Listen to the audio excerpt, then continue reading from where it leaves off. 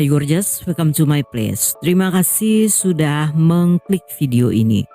Ketika seorang gadis menghilang, banyak orang yang tidak menduga jika dia akan ditemukan dengan kondisi menyedihkan. Kepergiannya tidak saja meninggalkan luka bagi keluarga, tetapi sekaligus mengakhiri riwayat panjang si pelaku yang selama ini telah meresahkan warga sekitar. Nggak pakai lama, watch.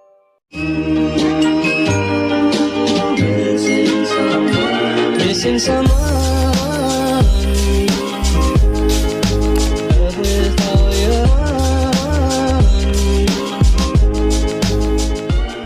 Meghan dan kelima saudaranya merupakan anak dari pasangan Don dan Kelly. Gadis ramah, mandiri serta humoris ini bercita-cita ingin menjadi perawat, sehingga dia bekerja keras untuk mencapai impiannya.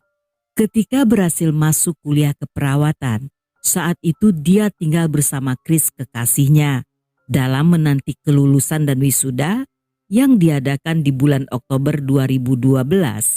Meghan yang berusia 24 tahun mengisi waktu luangnya dengan bekerja paruh waktu sebagai waiter di restoran steak lokal dan perawat di panti jompo sebelum nantinya mencari pekerjaan di rumah sakit. Pada 1 Juli 2012, Meghan berencana ke rumah Kelly ibunya untuk menyambut kakak perempuannya yang datang dari luar kota. Pada siang hari, Meghan berencana berangkat ke rumah ibunya, tetapi tiba-tiba dia mendapat panggilan interview. Karena hal ini, Meghan pun memberitahu Kelly jika dia tidak bisa membantu menyiapkan makan malam dan berjanji akan menyusul ke rumah setelah interview selesai. Dia mendahulukan interview tersebut karena selain ingin bekerja di sana, gajinya juga akan dibayar di muka. Namun sayangnya, hingga makan malam selesai, Meghan yang masih belum datang tidak mengabari sama sekali. Dan karena hal ini di luar kebiasaannya yang selalu memberi kabar, Kelly pun menghubungi Chris yang juga tidak tahu di mana keberadaan kekasihnya.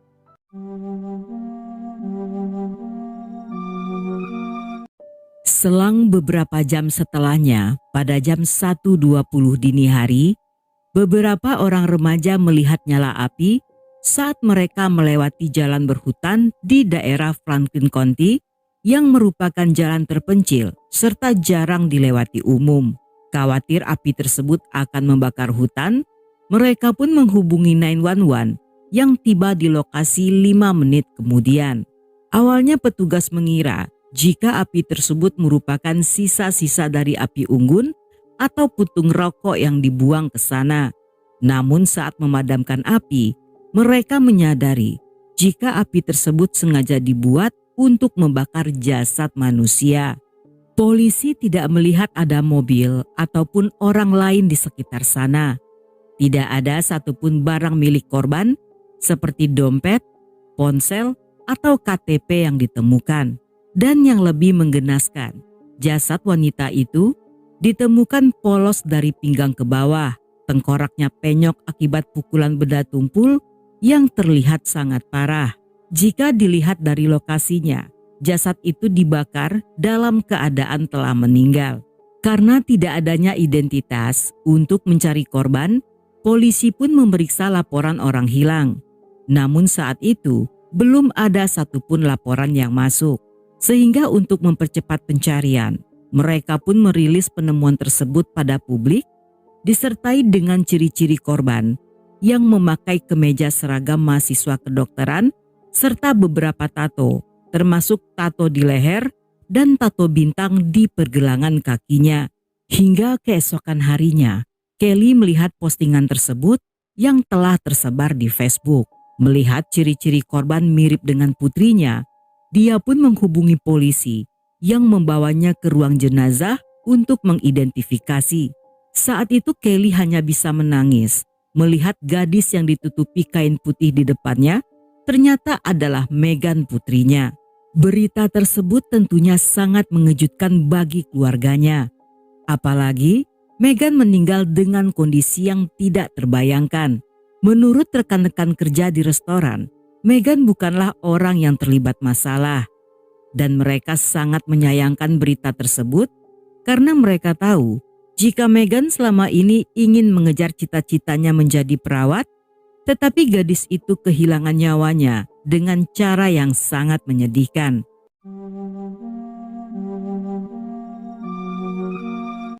Polisi pun memulai penyidikan dengan memeriksa orang-orang terdekat Meghan, dan Chris merupakan orang pertama yang mereka curigai. Walaupun Chris dan Meghan telah putus beberapa waktu sebelumnya, tetapi kakak Meghan tetap merasa curiga jika Chris terlibat. Dia juga menggambarkan hubungan keduanya seperti minyak dan air yang sangat sulit menyatu. Dan hal ini membuat hubungan keduanya sering putus sambung. Berdasarkan wawancara Chris dengan polisi, pemuda itu mengaku menghubungi Meghan di hari itu, tetapi karena Meghan tidak menjawab, Chris pun menduga jika Meghan menginap di rumah ibunya. Namun ketika polisi menggeledah apartemen Chris, mereka menemukan darah di kamar mandi dan sebuah jarum suntik. Karena hal tersebut, Chris dan teman serumahnya bernama Robbie dibawa ke kantor polisi untuk ditanyai. Saat diinterogasi, Robbie mengaku jika jarum itu miliknya, yang menurutnya Chris dan Meghan tidak tahu jika dirinya pengguna narkoboy. Tetapi pengakuan selanjutnya membuat polisi kaget, karena ternyata secara diam-diam Meghan dan Robbie telah berselingkuh. Setelah pengakuan ini, pada awalnya polisi sempat curiga jika Chris adalah pelakunya dengan motif kecemburuan. Tetapi semua dugaan tersebut terpatahkan ketika polisi melihat reaksi Chris yang tampak sangat kaget, karena justru dari polisilah dia mengetahui hal tersebut. Pria tampan itu hanya bisa terduduk lemas dan mengatakan dia tidak pernah menyangka jika dua orang terdekatnya telah menyimpan rahasia. Dan Chris pun dikeluarkan dari daftar tersangka karena setelah diperiksa, dia memiliki alibi kuat yang di hari Meghan menghilang, dia seharian berada di tempat kerja, yang hal ini dikonfirmasi oleh rekan-rekan serta rekaman CCTV. Sedangkan Robbie sendiri juga dipastikan tidak terlibat. Di hari itu, dia bahkan sibuk mengirim pesan pada Meghan dan merasa khawatir karena seharian gadis itu menghilang tanpa kabar. Di waktu yang sama, polisi menemukan mobil Meghan di Bedford County yang berjarak sejauh 24 km dari rumahnya dalam keadaan bersih tanpa noda. Walaupun tidak ditemukan barang-barang milik gadis itu, tetapi polisi menemukan secari kertas berisi sebuah alamat serta gambar dena lokasi menuju sebuah alamat yang berada di 850 Silver Street, yang setelah diselidiki alamat tersebut tidak pernah ada, sehingga polisi meyakini jika itu hanyalah pancingan agar Meghan datang ke sana. Dari kesaksian Chris sebelumnya, di hari itu Meghan mendapat panggilan dari seorang pria yang sedang mencari perawat untuk neneknya. Dia mengaku mendapat rekomendasi dari seorang wanita bernama Naomi, dan menurut Chris, satu-satunya orang bernama Naomi yang dikenalnya adalah teman kampus Meghan yang dikenalnya setahun yang lalu. Dengan informasi ini, polisi mulai menyelidiki dan mendatangi rumah Naomi. Namun setibanya di sana, wanita itu sedang tidak di rumah dan polisi mendapat nomor teleponnya dari salah seorang tetangga. Saat dihubungi, Naomi mengatakan bahwa dia tidak pernah merekomendasikan Meghan pada siapapun juga, dan walaupun pernah satu kelas, tetapi hubungan mereka tidak sedekat itu, dan Naomi bahkan terang-terangan menyatakan jika dia tidak menyukai Meghan. Berdasarkan hasil otopsi, Meghan dinyatakan telah diperkaos beberapa kali sebelum akhirnya gadis itu dipukul menggunakan gagang senti dan ditembak pada bagian pipi hingga tewas. Dan karena masih belum ditemukan bukti yang kuat, untuk sementara waktu kasus ini pun menemui jalan buntu. Hal ini pun membuat Kelly memohon pada pihak berwenang untuk segera menangkap sang pelaku. Kelly yang masih berduka atas kematian putrinya semakin sedih jika mengingat Meghan yang seharusnya akan diwisuda pada bulan Oktober mendatang.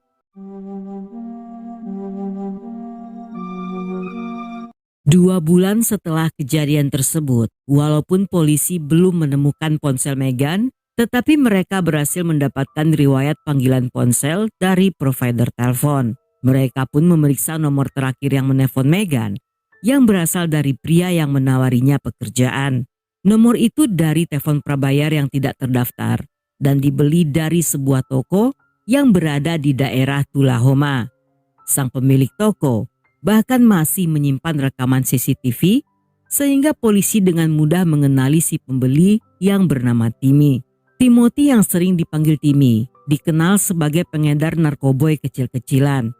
Dalam rekaman tersebut, dia tampak memasuki toko dan sebelum membeli ponsel, Timmy sendiri membawa ponsel lain yang diletakkan di atas meja kantor. Sehingga polisi menyimpulkan dia sengaja membeli ponsel baru agar sulit untuk dilacak.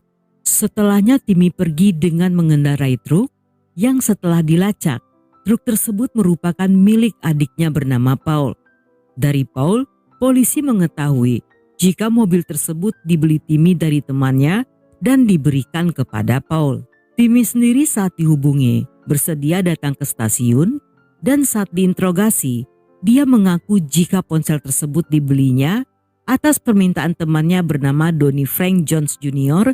yang sekaligus menjual truk kepadanya. Berdasarkan cerita Timmy, ketika Donnie meminta bantuannya untuk membelikan ponsel, saat itu Donnie sedang menjalani operasi dan tidak bisa pergi keluar.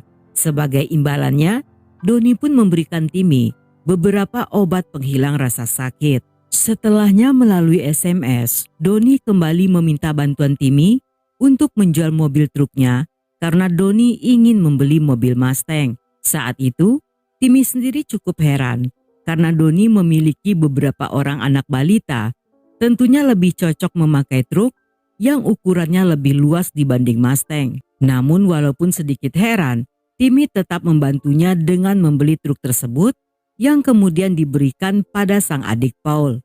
Ketika truk telah berada di tangannya, Timmy pun menyadari jika karpet dan interior bagian dalam mobil sudah diganti dengan yang baru. Yang menurut Donnie, istrinya menyarankan untuk mengganti bagian-bagian tersebut agar mobil cepat terjual karena tampak seperti baru. Dari info ini, polisi pun menduga jika Donnie sengaja menggantinya untuk menghilangkan sesuatu yang sebelumnya ada di mobil itu. Dan polisi baru menemukan keterkaitan di antara Donnie dan Meghan ketika Timmy memberitahu mereka jika nama istri Donnie adalah Naomi yang pernah berbicara dengan polisi tepat beberapa minggu sebelumnya.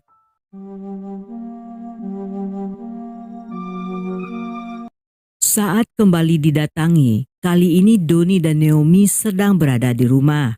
Pada awalnya, pria itu menyangkal mengenal Meghan, tetapi tidak lama setelahnya, dia pun mengganti cerita bahwa mereka pernah bertemu ketika dia menjemput Naomi pulang kuliah di kampus dan memberikan tumpangan pada Meghan. Dia juga beralibi pada malam kejadian sedang berada di rumah bersama anak-anaknya serta membantah tentang pembelian ponsel. Pria itu bersikeras tidak terlibat dalam kasus Meghan dan untuk meyakinkan polisi, dia mengizinkan mereka menggeledah rumah dan memberikan sampel DNA-nya.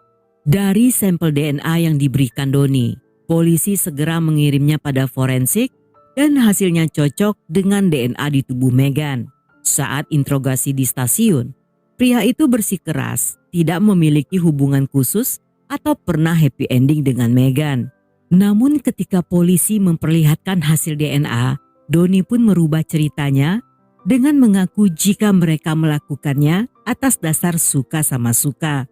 Walaupun saat itu polisi tahu dia berbohong, tetapi untuk sementara waktu mereka masih belum bisa menahannya karena harus menemukan bukti nyata yang akan mengikat pria itu. Dari catatan kepolisian, ternyata di masa lalunya Donnie memiliki catatan kriminal atas kasus memperkaos, perampokan, dan penyerangan. Tetapi dia berhasil dibebaskan dengan uang jaminan. Hingga akhirnya polisi kembali menahan pria itu setelah menemukan senpi yang digunakan pada malam kejadian yang pelurunya cocok dengan luka di pipi Meghan. Selain itu, bukti GPS pada ponselnya juga mengungkapkan bahwa pada malam itu Doni berada di 3 lokasi yang berbeda. Lokasi pertama adalah alamat tempat ditemukan mobil Meghan yang merupakan tempat gadis itu diculik. Lokasi kedua berada di peternakan milik keluarga Doni yang digunakannya sebagai tempat untuk memperkaos dan membunuh gadis itu. Di sana juga ditemukan syal milik Meghan yang seperempat bagiannya telah terbakar. Sedangkan lokasi ketiga adalah tempat jasad Meghan dibakar.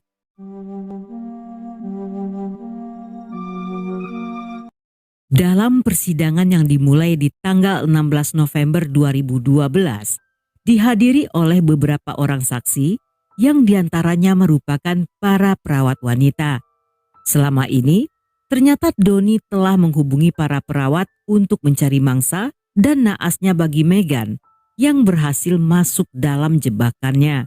Doni yang sebelumnya pernah bertemu Meghan mencari nomor telepon gadis itu yang dia curi dari daftar kontak ponsel istrinya. Dengan menyebut nama Naomi, pria itu pun menawarkan pekerjaan dan memberikan alamat palsu tempat di mana mereka akan bertemu yang berubah menjadi lokasi penculikan. Meghan yang mengenal Naomi tentunya sangat percaya karena mereka sendiri telah saling mengenal. Sedangkan Naomi tidak terlibat di dalam kasus itu karena dia sendiri sedang bekerja saat Doni sedang melancarkan aksinya. Doni yang sepanjang persidangan mengaku tidak bersalah, pada akhirnya menerima kesepakatan pembelaan setelah mengetahui dirinya terancam hukuman mati. Dengan mengaku bersalah pada Februari 2013, dia pun pada akhirnya divonis penjara seumur hidup tanpa adanya kesempatan bebas bersyarat. Namun setelah persidangan selesai, Doni berusaha menarik pengakuannya dan mengklaim bahwa istrinya diancam dengan tuntutan hukum, serta pengacaranya sendirilah yang telah menyuruh Doni untuk mengaku. Tetapi hal tersebut tidak berhasil mengurangi hukumannya dan saat ini dia berada di penjara Johnson County di daerah Tennessee.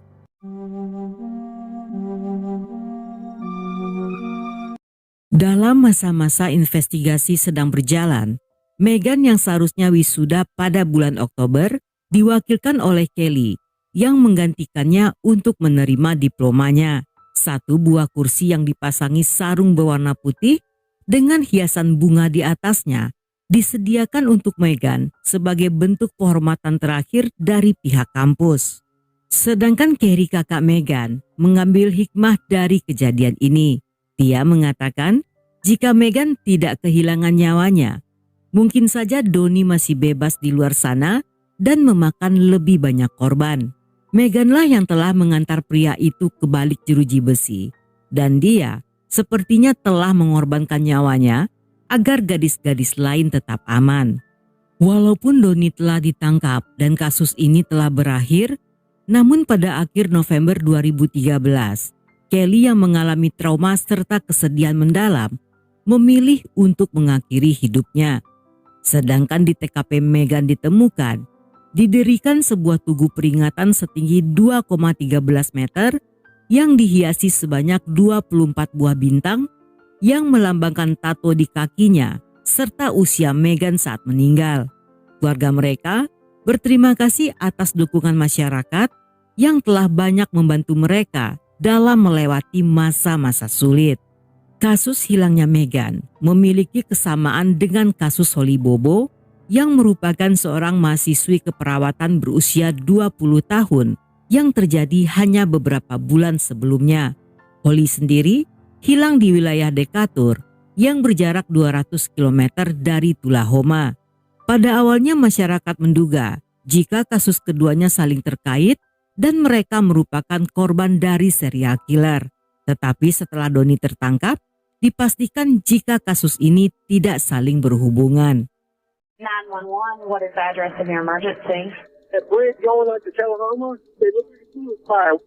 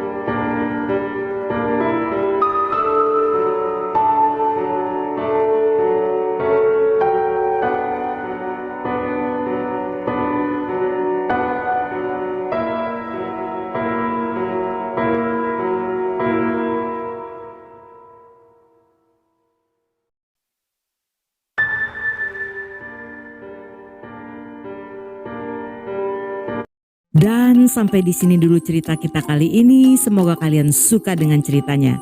Buat yang masih betah hingga akhir, thank you, love you, have a nice day, and then see ya.